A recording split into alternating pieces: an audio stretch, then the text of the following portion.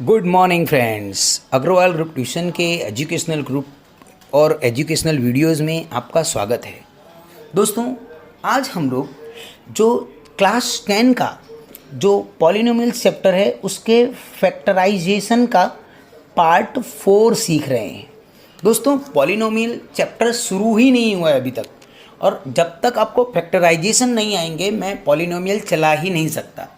चाहता तो आपको 2.1 से डायरेक्ट स्टार्ट करा देता, लेकिन आपको जब तक बेसिक कॉन्सेप्ट्स क्लियर नहीं होंगे तब तक आप कहीं ना कहीं फंसेंगे, और आप फंसेंगे तो आपको समझ में नहीं आएगा। तो बच्चों, हम लोग इसके लिए आज डे 4 पर आ गए हैं, जिसमें हम लोग आज कल के जो सवाल थे उसके बेसिक के सवाल आगे की ओर बढ़ेंगे।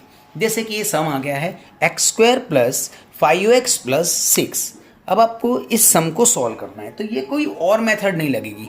इसमें आपको दिया गया 3 टर्म्स दिखाई दे रहे हैं, बिल्कुल 3 टर्म्स दिखाई दे रहे हैं। तो आपको यही फॉर्मूला लगाना है कि लास्ट टर्म के ऐसे फैक्टर करो कि प्लस करने पर मिडल टर्म आए। लास्ट टर्म आपका क्या है? 6 के फैक्टर करो कि प्लस करने पर 5 आए। 6 के फैक्टर मतलब 6 कौन से टेबल में आता है? सोचो तो 6 बहुत सारे टेबल में आता है। 6 1 जा भी 6 होता है, 3 2 जा भी 6 होता है। तो बच्चों, ऐसे फैक्टर सोचो जिनको प्लस करने पर 5 आए। तो देखो, इनको मैं प्लस कर रहा हूँ तो 7 आ रहा है, इनको प्लस कर रहा हूँ तो 5 आ रहा है। बताइए कौन सा बेटर ऑप्शन लग रहा है? तो बिल्कुल 5 वाला ही ऑप्शन बेटर है। तो ये वाला ऑप्शन हमारा गलत है, मैं इसको बेटर ऑप्शन मानूंगा। तो बच्चों, इस तरह से आपको फैक्टर्स करने हैं। दूसरा फिर से देखिए आप लोग, दूसरा देखिए, आपको दे दिया है x² + 12x + 27। आपको सोचना क्या है? 27 कौन से टेबल में आता है जिसको ऐड करने पर या फैक्टर करने पर प्लस करने पर 12 आए। 27 के फैक्टर्स कीजिए जिसको प्लस करने पर 12 आए। तो बहुत आसानी से मालूम पड़ गया होगा, 9 3 जा और एक और होता है 27 1 जा, लेकिन आपको दोनों को प्लस करने पर 12 लाना है। तो यहाँ पॉसिबल, यहाँ तो 28 आ रहा है, तो ये ऑप्शन नहीं है, ये ऑप्शन बेटर माना जाएगा।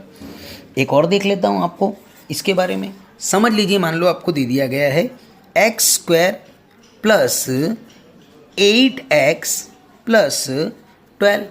क्या सोचना है? आपको सोचना है 12 के फैक्टर करो या 12 कौन से टेबल में आता है जिसको प्लस करने पर 8 आए। तो आपको क्लियर मालूम है कैसे ही 12 कौन कौन से टेबल में आता है। तो देखो, 12 1 जा 12, अच्छा, और होता है 4 3 जा 12, और होता है 6 2 जा 12। एक बात ध्यान रखिए, मैंने हमेशा देखिए 2 फैक्टर किए, उसमें से बड़ा वाला ऊपर लिखा है, छोटा वाला नीचे लिखा है। 12 1 जा 12 लिखा, 3 4 जा भी होता था, 4 3 जा भी होता था। तो देखो, मैंने 4 3 जा लिखा है। 3 4 जा भी भले आप बोलो तो अभी 4 ऊपर लिखेंगे, 3 नीचे लिखेंगे। 2 6 जा भी बोल सकते हो आप, इसको 6 2 जा भी बोल सकते हो, 2 6 जा भी बोल सकते हो, लेकिन 6 को बड़े को ऊपर लिखना है, छोटे को नीचे लिखना है। लिख दिया। अब आपको सबको ऐड करते जाइए, जो आंसर इससे मैच होता है वो लिख लीजिए। यहाँ 13 आ रहा है, यहाँ 7 आ रहा है, यहाँ 8 आ रहा है, तो हमारा ऑप्शन बेटर यही है। ये दोनों ऑप्शन हमारे गलत हैं। एक बार और देख लेते हैं अपने लोग कि चलो, मान लो आपको दे दिया x² + 7x + 12। फिर से वही 12 के फैक्टर करो कि जिसको प्लस करने पर 7 है, तो यही तीनों 3 लिख दो। 12 1 जा 12, 4 3 जा 12 और 6 2 जा 12। देखो, 12 1 जा 12 भी होता है, 4 3 जा भी 12 होता है, और 6 2 जा भी 12 होता है। लेकिन इसको ऐड करने पर 13 आ रहा है, इसको ऐड करने पर 7 आ रहा है, इसको ऐड करने पर 8 आ रहा है। हमको चाहिए क्या? 7। तो ये ऑप्शन हमारा करेक्ट है। ये दोनों को हम लोग कट कर देंगे। तो आप लोगों को समझ में आ रहा होगा कि हम लोगों को कैसे फैक्टर्स करने हैं। अभी अब लास्ट पॉइंट आपको एक समझा कर फिर इनके आपको आगे के स्टेप सिखाने वाला हूँ। ये केवल एक स्टेप था, अभी आपको आगे का स्टेप समझा देता हूँ। मान लो x² + 9x + 20 ये दे दिया है आपको। अब पूछा गया कि 20 के फैक्टर करो, प्लस करने पर 9 आए। तो 20 कौन कौन से टेबल में आता है? तो देखो, कोई भी टेबल खुद के में तो आता ही आता है। 20 1 जा 20, या 10 2 जा 20, या 5 4 जा 20। तो आपको कई सारे ऑप्शन है, पर इसका टोटल करने पर 21 आ रहा है, इसका टोटल करने पर 12 आ रहा है, उसका टोटल करने पर 9 आ रहा है। हमको लाना क्या था? 9। तो ये दोनों ऑप्शन हमारे गलत हो गए, ये वाला ऑप्शन हमारा करेक्ट हो गया। तो आप लोगों को फैक्टर बनाना आपको समझ में आया होगा। अब देखिए दोस्तों, साइन के लिए याद रहे, हमेशा 3 इंटीजर में से मिडल इंटीजर की जो साइन है वो बिगर इंटीजर को दो।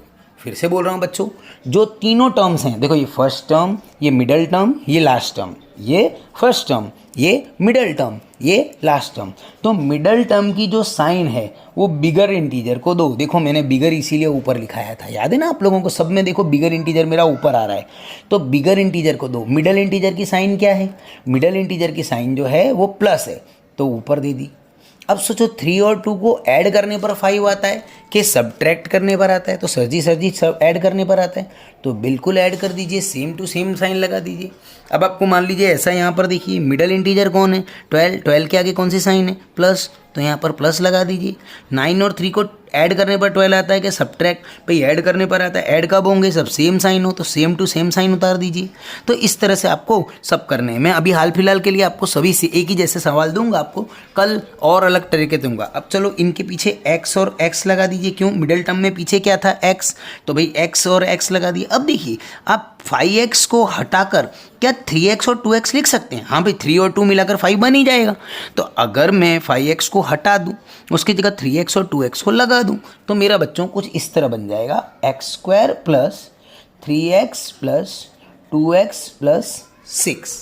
फिर से एक बार बोलूँगा, x² plus 3x plus 2x। मैंने क्या किया? 5 को रिप्लेस कर दिया 3 और 2 से। भाई 5 के बदले 3 और 2 नहीं लिख सकते हैं? बिल्कुल लिख सकते हैं।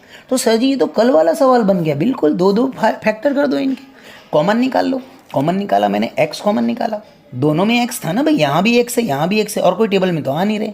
2x थे, एक x निकाल लिया, एक x बचा, और यहाँ x निकल गया, खाली 3 प्लस, दोनों एक ही टेबल में आ रहे हैं। सोचो कौन से टेबल में आ रहे हैं? 2 के टेबल में दोनों आ रहे हैं।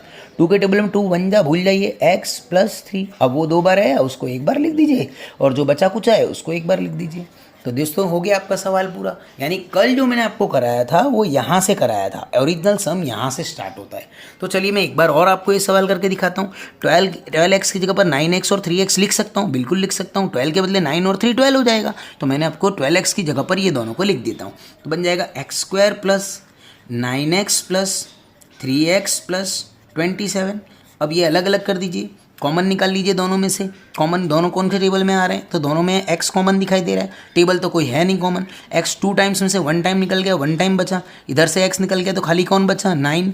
3 और 27 एक ही टेबल में आते हैं। कौन से टेबल में आते हैं? तो 3 के टेबल में आते हैं।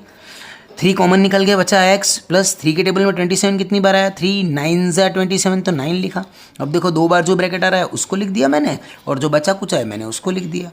दोस्तों इसी तरह यहाँ पर भी करूँगा। 8 के आगे कौन सी साइन है? प्लस, तो यहाँ पर प्लस दे दी। अब चलिए माइनस होता तो मैं क्या करता? चलो आपके सामने एक सम चेंज करके दिखा रहा हूँ। मान लो माइनस होता तो मैं क्या करता? तो मैं यहाँ माइनस लिखता। अब सोचो 6 और 2 को ऐड करने पर 8 आ रहा है कि सब्ट्रैक्ट? अच्छा 8 भी कैसा लाना है? माइनस का लाना है। ओके, अब 6 में 2 को ऐड करूँ तो 8 आएगा कि सब्ट्रैक्ट करने पर आएगा? तो भाई 6 और 2 ऐड होंगे तभी तो 8 बनेगा। अब 2 ऐड कब होगा? जब सेम साइन होगी, दोनों माइनस होंगे तो 8 होंगे ना। अगर ये प्लस होता, मान लो माइनस का 6 और प्लस का 2 होता, तो अपोजिट साइन है, सब्ट्रैक्ट हो जाते हैं, आंसर 4 आ जाता, वो भी बिगर इंटीजर की -4 आ जाता। ये गलत हो जाता। आपको ये याद रखना है, दोनों ऐड होने पर 8 आ रहे हैं कि सब्ट्रैक्ट होने पर आ रहे हैं। ऐड होने पर आ रहे हों तो हमेशा सेम साइन रखना है। ये आपको ये नियम मेरा याद रखना है। ऐड होने पर आ रहे हों तो सेम साइन मतलब जो ऊपर साइन लिखी है वही नीचे लिख देनी है, और अगर सब्ट्रैक्ट करने पर आ रहा है तो अपोजिट साइन लगा देनी है। अपोजिट साइन आपको लगा देनी, मतलब जो ऊपर साइन लगा रहे हो उससे उल्टा लगा दीजिए। तो बच्चों यहाँ पर आपका सेम साइन लगाया आपने, क्योंकि 6 और 2 को ऐड किया तो 8 आया ना, तो इसलिए ऐड करने पर आया। ऐड करने पर आया मतलब कैसी साइन लगाएंगे? सेम साइन लगाएंगे। सेम साइन यानी वही की वही साइन नीचे लगा दो, वो सेम साइन कहलाती है। तो बच्चों आप 6x और 2x लगा देंगे 8x के बदले में। तो चलिए बच्चों कर देते हैं x² minus 6x minus 2x plus 12। अब फिर से वही 2 के पार्ट कर दीजिए, दोनों में से कॉमन x निकाल लीजिए। x माइनस 6 माइनस, दोनों एक ही टेबल में आ रहे हैं 2 के टेबल में, तो x माइनस 6। अब बच्चों x माइनस 6 ऐसा कैसा लिख दिया? x माइनस 2 लिख दिया। तो दोस्तों ये सम आप लोगों को ऐसे में आपको 10 सम आपको भेज रहा हूँ, आपको होमवर्क में करने हैं। और जो कुछ भी ना समझ में आए वो मुझे कॉल करके क्वेरी में ज़रूर पूछ लीजिए। तो दोस्तों आज का लेक्चर यहाँ पर फिनिश करते हुए फैक्टराइजेशन की एक सबसे यूनिक मेथड सिखाई है। मैं इसकी कल परसों नरसों 2-3 दिन तक इसकी प्रैक्टिस कराऊंगा। तो दोस्तों तैयार रहिएगा, ये सम्स बहुत इंपॉर्टेंट है, बार बार ये एग्ज़ाम में पूछे जाते रहते हैं।